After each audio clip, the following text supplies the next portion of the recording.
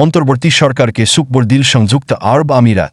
বাংলাদেশের অন্তর্বর্তী সরকারের প্রধান উপদেষ্টা হওয়ায় মোহাম্মদ ইউনূসকে ফোন করে অভিনন্দন জানিয়েছেন সংযুক্ত আরব আমিরাতের ইউএই প্রেসিডেন্ট শেখ মোহাম্মদ বিন জায়েদ আল নাহিয়া।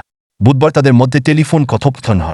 এ সময় শেখ মোহাম্মদ আশা প্রকাশ করেন, প্রধান উপদেষ্টা অধ্যাপক ইউনূস এবং অন্তর্বর্তী সরকার দেশে সমৃদ্ধি আনবে।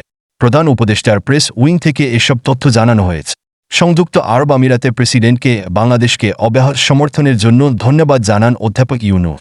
তিনি তার দূরদর্শী নেতৃত্বের প্রশংসা করেছেন, যা উপসাগরীয় আরব জাতিকে পৃথিবীর সবচেয়ে সমৃদ্ধ জাতিতে পরিণত করেছে।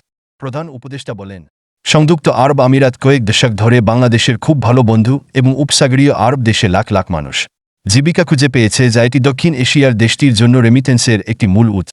অধ্যাপক ইউনূস বলেন, বড় ধরনের প্রাকৃতিক দুর্যোগের সময় সংযুক্ত আরব আমিরাত বাংলাদেশের জনগণের পাশে দাঁড়িয়েছে এবং এটি ব্যবসায়ী, দক্ষ ও অদক্ষ শ্রমিকদের অন্যতম বৃহৎ বাংলাদেশি প্রবাসীদের একটি উদাহরণ।